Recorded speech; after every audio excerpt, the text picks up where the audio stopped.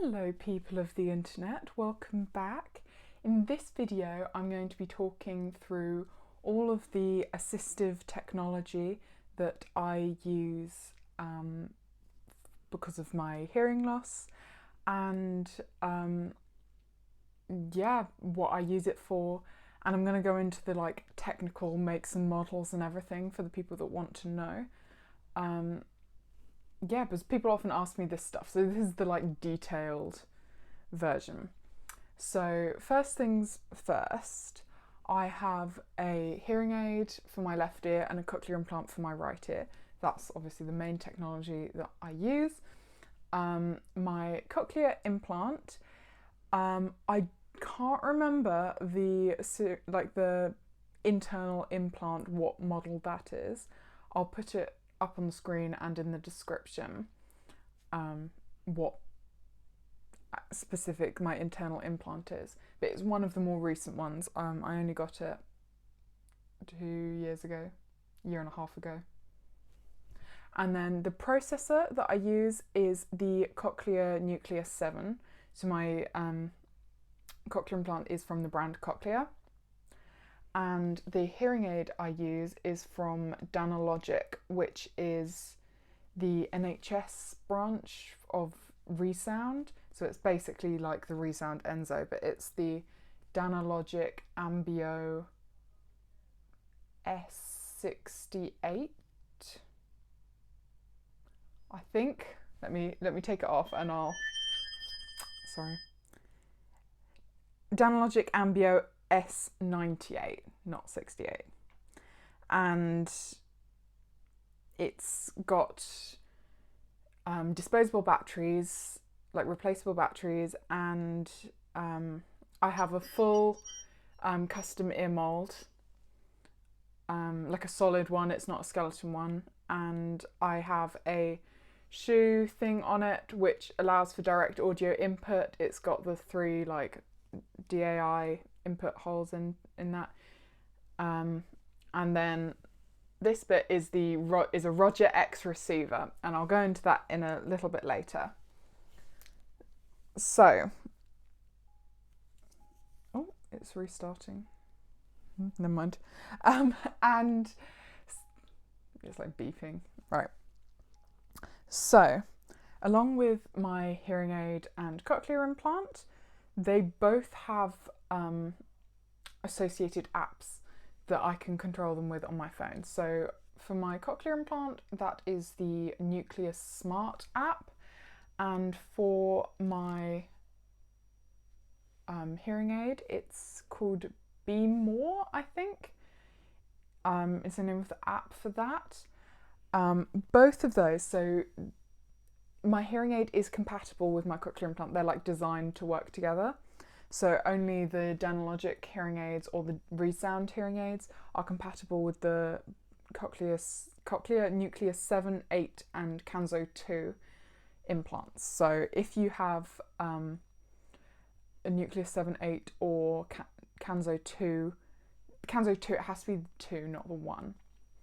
And if you're getting a new hearing aid for your other ear, you want either Danalogic or Resound, and make sure you ask your audiologist that, because they might not otherwise give you that one. And the reason you want these two together is because they connect to the Bluetooth of your phone, so you can simultaneously stream sound to both, which is always a bonus. To be honest, I can't really hear that much with my hearing aid, but if you can have it, why not? It's all auditory nerve stimulation, so they just say they want as much sound going into that ear as possible. I don't wear it all the time, but it's there. And the fact that they both are connected means that the Cochlear Mini Mic, which is exactly the same as the Danalogic or Resound multi-mic, they're literally identical, and this can stream to both simultaneously.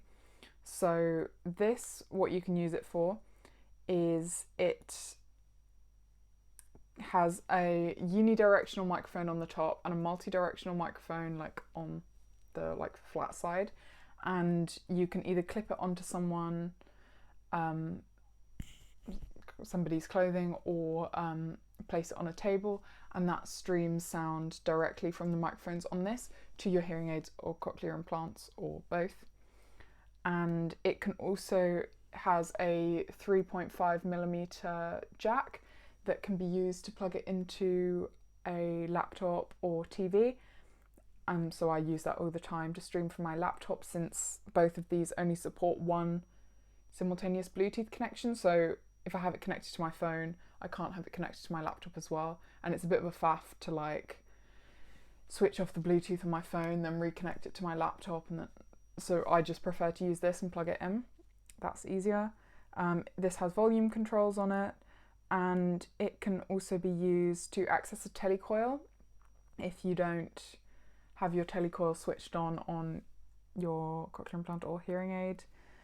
And it also has a direct audio input chute, so you could use your Roger X receiver like I have on my hearing aid, plug it into your mini mic, clip the mini mic onto you, and then have another person using a Roger mic.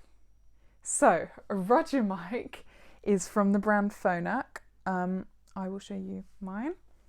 So this is one of the newer versions. It is the Phonak Roger On, and this basically works very similarly to the mini mic, but whereas the mini mic uses Bluetooth technology, the Phonak Roger mic uses radio technology. So you'll often see these referred to as radio aids or FM system, whereas this isn't a radio aid or an FM system, because it uses a Bluetooth signal rather than a radio signal. To be honest, I don't really understand what the difference is between the technology. However, these are a lot more expensive and the range is a lot longer. And I think the signal is slightly clearer, especially when it's on table mode. So the way you would use one of these is basically like the mini mic. However, if you use a non-Phonak brand of hearing aids or cochlear implants, or advanced bionics for cochlear implants, with Phonak hearing aids or advanced bionics cochlear implants, this can stream directly to inbuilt receivers in your hearing aids or cochlear implants. For other brands, you're going to need an external receiver. So that can be the Roger X receiver, like for this, or you have, I don't have it on my cochlear implant now, but this is a Roger 20 receiver. This is just a yellow sticker I have on it. You get them in the same colours as cochlear implants come in.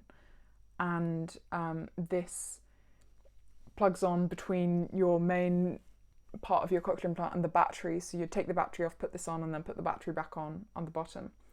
And this allows your cochlear implant to connect directly to this. Alternatively, as I said before, you could use a Roger X receiver in a mini microphone, and that would allow your mini microphone, that would allow you to stream to one of these if you wanted to. So the benefits of one of these is it definitely works better in table mode. If you put this on a table, I can hear way better than I can with one of these on table mode. I don't know if that's just me. Some people have found these great on table mode. I've been told by like a lot of people that it works, but I've also been told a lot of people that they don't find it that helpful. So, and this also has a pointing mode, which is like great. So I can just point this at people and it streams to my cochlear implant, which game changer. And so you can plug this into a TV, the mini mic into the TV, using a 3.5mm jack cable. However, on a lot of TVs, if you use the audio jack cable, then if you're streaming it, no one else can hear the TV. It only goes to you. Whereas with the Roger microphone, you can use this, which is like a docking thing, and you'd place it with the charging port, which is USB-C, in like that, and then this plugs into, it's got a USB, and that plugs into a power source, and then this cable, is optical cable. The cable end looks like this, if you can see that. That plugs into the TV. Some TVs don't have this sort of end on it, so you might have to use this with a 3.5mm jack. It does work, but if you do that, then other people might not be able to hear the TV unless you change the settings on your TV. So this I use to listen to the TV basically, and the good thing about this is this you can just leave plugged in, and then all I have to do to listen to the TV is I leave by the TV plugged in. All I need to do is switch this on, pop it in there, and I'm streaming. So it's very easy rather than having to plug things in and out every single time, which is a big bonus for this. The Roger Select, which is kind of like the Roger On, but it's like round, that also has a very similar sort of system with a docking station. I don't use the Roger Select, I've never used one,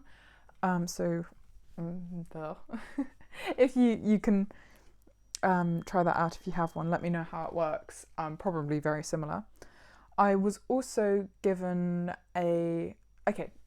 quickly, sorry, before I go on, this I got given free as a gift from Cochlear when I got my cochlear implant. So I got this as a free gift. My Roger On I got from Disabled Students Allowance through my university. You can also get these through Access to Work scheme, I think, in the UK as well, because to buy one of these yourself is about £600. So really try and see if you can get it free before you pay that sort of money. These are about £230, so a little bit more affordable, but still expensive. So if you don't have to pay for it, like see if you can get it through some sort of scheme or like loan situation before you pay money for it.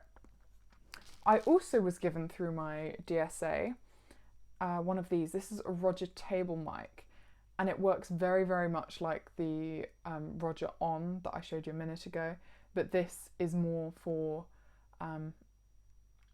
tables. So you just put this on a table and I can hear the people around the table, and the idea is that you can use the Roger On and the table mic similar. Causing a bit of a sorry. I'm a bit tangled up. The idea would be if you're in a meeting or at university, this would be on like the lecturer or something, and then your table mic could be on the table. So if you're switching between the lecturer talking and then the people around your table talking, you then can hear both. To be honest, with one of these on the table, it only works if everyone around the table uses it correctly. These will not filter out background noise. You won't suddenly be able to hear way better than you can without one of these. All it does is brings the sound closer to you. So if everyone's all talking over each other at the same time, you're probably not going to be able to follow, even with one of these. So this very much relies on people speaking clearly and one at a time, and then it works really well. So you've just got to be very strict with people. These only work as well as you use them, basically. This is charged via micro USB, so it's a bit of an older charging port, whereas this is USB-C. This also has a 3.5mm jack that can be plugged into a computer or a television as well, if you want to listen to things that way. And then, also on the Roger On, sorry, I'm going backwards and forwards a bit. This doesn't have a 3.5mm jack port, so in order to listen to things through a laptop or something, you can either use your TV setup thing that I showed you, or a cable like this which came with it, and it's got a USB-C on one end and a male 3.5mm audio jack on the other end. You plug the USB-C into the bottom of your Roger On mic. It never looks like it's plugged in all the way, but it does work even when it's like that. You can't push it in any further, and then that would plug into your laptop or TV and you could listen to it like that. Anything with a 3.5mm port you can do that with. Okay, with all these pieces of equipment, you're also going to want probably a power bank. I just got mine from AliHop in Spain, and then I've got one of these like multi-way charger things, which is like a little keyring, and it's got like a cat with sunglasses on, because I am a mature and responsible adult. And then you can charge things with it if your microphones will ever run out. So those are the things that I kind of would take out and about with me, along with a spare batteries for my hearing aid and my cochlear implants, but I bring a spare battery for that. And if I'm going out for a while, I'll also bring a charger for my implant. And then for things that are more like you'd keep in your house, I have a doorbell and fire alarm system. So the doorbell thing that I have is the Sarabec Chimeflash. It looks like this, and then this is the push button. I haven't put this up yet because I'm planning on taking it to university and using it in my university room so people can like get my attention. Basically, you press this flashes, you know someone's at the door. I didn't pay for this. I got it through the local sensory service. So if you want to get something like this, Google like wherever you live. So like if you lived in Dorset sensory service, and see what comes up. So every place will have something different, and they normally provide things like this and fire alarms, which is the other thing I have. Yeah, so fire alarm, I don't really want to unplug everything to show you. I'm not going to take the thing off the ceiling, and you know, not messing around with that. But my one is from a brand called Fireangel, and that I also got from the local sensory service. Yeah, if you speak to your local fire service or sensory service, they should be able to provide these things for you, free of charge. It's got a 10-year battery life, so you don't need to change the battery on it basically. And yeah, that's pretty much everything that I use, which is specialist technology. I also use a couple of apps on my phone. Like I told you, the Nucleus Smart app, the Be More app for my hearing aid. There's also a Phonak Roger On app, which allows you to control the directions of the microphones on the table mode, and also you can mute it and switch between different modes. And also Google Live Transcribe is very helpful, which uses your phone microphone to transcribe speech to text. That works pretty well, but only in environments where there's no background noise. So if someone speaks directly into it, it tends to come up pretty accurately. However, the situation, that's really good if you are like profoundly deaf and don't use a cochlear implant, and you can't hear speech even in like ideal conditions. That's where Live Transcribe is going to be helpful. For me, I can hear speech pretty well through just using my cochlear implant and lip reading without background noise, so I don't really use it that much, because if I tend to have my phone with me, I'll tend to have my cochlear implant with me, and I'll just use my cochlear implant rather than getting Live Transcribe up. And yes, another app that's really useful is called Roger Voice, and that is for making captioned telephone calls. It is a paid app and it is quite expensive. However, if you receive PIP payments, That's personal independence payments in the UK, which is designed to cover the additional costs that you'd face living with a disability. It's not means tested, it's for anyone who has a disability. You can use that money to pay for your Roger Voice subscription. That's what it's there for. And yeah, that captions telephone calls. It's pretty accurate. And then you can either speak back or you can type a response. You can also use Relay UK, where it sends things through a relay agent. But that's kind of annoying and it's really, really slow. So I prefer using Roger Voice, even though it's expensive. Yeah, this video is getting really long, so I think I've covered everything. If you have any questions or anything else that you use that you find really helpful, leave it in the comments.